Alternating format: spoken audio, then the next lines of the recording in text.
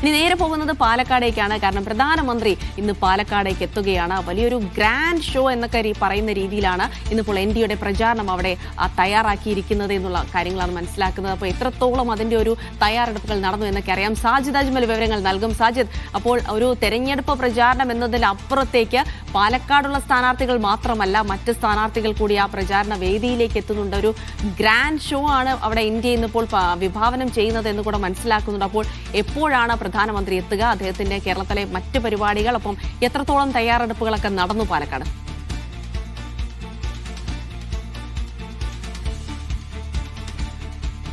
ജിൽസി, പാലക്കാട് കൊടും ചൂടാണ്. അതിനിടയ്ക്കാണ് ഈ തെരഞ്ഞെടുപ്പ് ചൂട് അതിന്റെ ഏറ്റവും ഉച്ചസ്ഥായിയിൽ എത്തി നിൽക്കുന്നത്. നമുക്കറിയാം, പാലക്കാട് മണ്ഡലം ഈ BJP ഏറെ പ്രതീക്ഷ വെച്ച് പുലർത്തുന്ന മണ്ഡലമാണ്. ശോഭാ സുരേന്ദ്രൻ മത്സരിക്കുന്നു.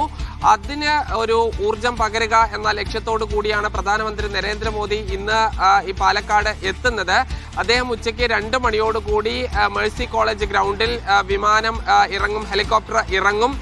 തുടർന്ന് ഈ റോഡ് ഷോ ആയി, അതായത് തുറന്ന വാഹനത്തിലല്ല, കാറിൽ തന്നെ ഇരുന്ന് അദ്ദേഹം പാലക്കാട് നഗരത്തിലുള്ള മിഷൻ സ്കൂളിന് സമീപത്തെത്തും. മിഷൻ സ്കൂൾ മുതൽ SBI ജംഗ്ഷൻ വരെ, അതായത് ഈ പരിപാടി നടക്കുന്ന തൊട്ടടുത്ത് വരെ, അത് ഏതാണ്ട് ഒരു 200 മീറ്റർ ദൂരം മാത്രമാണ് ഉള്ളത്.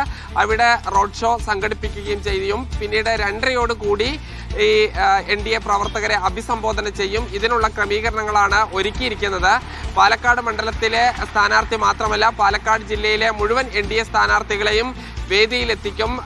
അതോടൊപ്പം തന്നെ BJPയുടെയും NDAയിലെ മറ്റ് ഘടകകക്ഷികളുടെയും പ്രധാനപ്പെട്ട നേതാക്കളെല്ലാം തന്നെ ഈ വേദിയിൽ ഉണ്ടാകും എന്നതിൽ സംശയമില്ല. ഈ BJP ഒരു ഭാഗത്ത് ഇത്തരം വലിയ ഈ പ്രചരണ കോലാഹലങ്ങളുമായി മുന്നോട്ട് പോകുമ്പോൾ, ഇന്ന് കോൺഗ്രസിന്റെയും പ്രധാനപ്പെട്ട നേതാക്കൾ മണ്ഡലത്തിലുണ്ട്, അതോടൊപ്പം തന്നെ ജില്ലയിലുണ്ട്.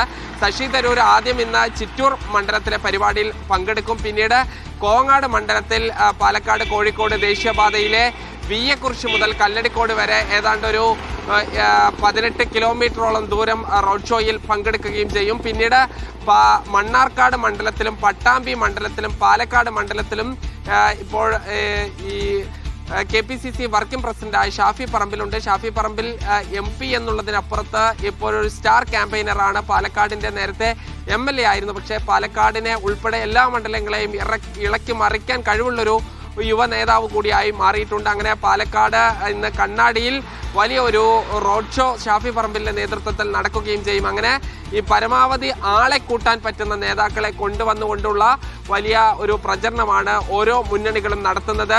LDFനെ സംബന്ധിച്ച് ഇന്നലെ മുഖ്യമന്ത്രി ജില്ലയിലുണ്ടായിരുന്നു. വിവിധ പരിപാടികളിൽ മുഖ്യമന്ത്രി പങ്കെടുക്കുകയും ചെയ്യും. ഇനി സുഭാഷിണി അലി, അതോടൊപ്പം തന്നെ പ്രകാശ് കാരാട്ട് അടക്കമുള്ള CPMന്റെയും CPIയുടെയും ദേശീയ നേതാക്കൾ ഇങ്ങോട്ട് എത്തുകയും ചെയ്യുന്നുണ്ട്. ശരി, സാജിദ് അജ്മലാണ് വിവരങ്ങൾ നൽകിയത്.